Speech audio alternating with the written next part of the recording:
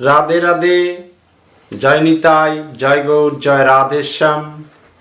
সুপ্রিয় ভক্তমণ্ডলী, একাদশী ব্রত মাহাত্ম্য কথা নিয়ে ফিরে এলাম। তো আসছে আগামী একাদশী ব্রত উপবাস তিথি কবে পড়েছে, কোন তারিখ, এই একাদশীর নাম কি, ব্রত মাহাত্ম্য কি, মহিমা কি, আজকে আমরা এই ভিডিওতে জানব। পারণ কোন দিন, পারণের সময়সূচি আমরা বিস্তারিত জানব।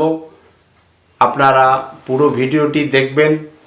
আমাকে মোটিভেটেড করতে এই ভিডিওটি সকলকে শেয়ার, সাবস্ক্রাইব করবেন। তো আসছে বৈশাখ মাসের কৃষ্ণপক্ষের যে একাদশী, এই একাদশী অপরা একাদশী। ব্রত উপবাস পড়েছে 29শে বৈশাখ, 13ই মে 2026 সন বুধবার। একাদশী ব্রত উপবাস, এই একাদশী অত্যন্ত পবিত্র। এই একাদশীর নাম হচ্ছে অপরা একাদশী। পারণ পরদিন পূর্বাহ্ন 7:45 মধ্যে আপনারা পালন করবেন। তো সনাতন হিন্দু শাস্ত্রে প্রত্যেকটি বিষয়ে শ্রোতা বক্তা রয়েছে। শ্রোতা হলেন প্রশ্নকর্তা আর বক্তা হলেন উত্তরদাতা। শ্রীমদ্ ভাগবতমে প্রশ্নকর্তা হলেন মহারাজ পরীক্ষিত, উত্তরদাতা হলেন শ্রীল শুকদেব গোস্বামী পাদ। শ্রীমদ্ ভগবদ গীতায় প্রশ্ন করেছেন অর্জুন, উত্তর দিয়েছেন ভগবান স্বয়ং শ্রীকৃষ্ণ। তো এই যে অপরা একাদশী, এই একাদশীর মাহাত্ম্য কথা ব্রহ্মাণ্ড পুরাণে বর্ণিত রয়েছে। তো মহারাজ যুধিষ্ঠির ভগবান শ্রীকৃষ্ণকে বললেন, হে বাসুদেব, হে জনার্দন, বৈশাখ মাসের কৃষ্ণপক্ষের যে একাদশী, এই একাদশীর নাম কি, ব্রত মহিমা কি, কৃপা করে বর্ণন করুন। আমার এর মাহাত্ম্য কথা শোনার জন্য খুবই আগ্রহ, আপনি কৃপা করে বর্ণনা করুন।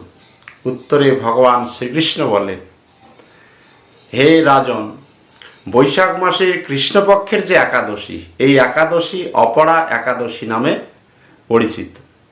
এই একাদশী অত্যন্ত পবিত্র একাদশী, পূর্ণ প্রদানকারী একাদশী, সর্বসিদ্ধি দায়িনী এই একাদশী। এই একাদশী অত্যন্ত মহিমা ব্যঞ্জক। তো এই একাদশী মহাপাতক বিনাশিনী, পূর্ণ প্রদানকারী, পুত্র দানকারী। এই একাদশী হলো অপরা একাদশী।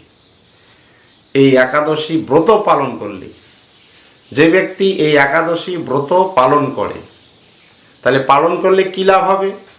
ব্রহ্মহত্যা, গোহত্যা, ভ্রূণ হত্যা, পরনিন্দা, পরচর্চা, পরস্ত্রীগমন, মিথ্যা ভাষণ ইত্যাদি নানা ধরনের গুরুতর পাপ এই একটি মাত্র একাদশী ব্রত পালন করলে সমস্ত পাপ বিদূরিত হয়।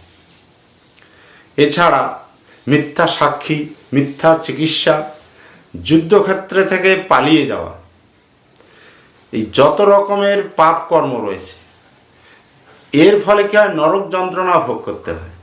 যদি এই একটি মাত্র একাদশী ব্রত পালন করলে তার নরক যন্ত্রণা থেকে মুক্তি লাভ করে, তার বৈকুণ্ঠ গতি প্রাপ্ত হয়। এত এত মাহাত্ম্য। এই একাদশী ব্রত পালন করলে আরও কি ফল হয়? যে প্রয়াগ, কাশী, গয়া বিভিন্ন তীর্থক্ষেত্রে যে পিণ্ডদানের ফল, এই একটি মাত্র একাদশী ব্রত পালন করলে সমস্ত পিণ্ডদানের ফলও লাভ হয়, এই একটি মাত্র একাদশী ব্রত পালন করলে। তো এই একাদশী ব্রত পালন না করলে কি ক্ষতি হবে?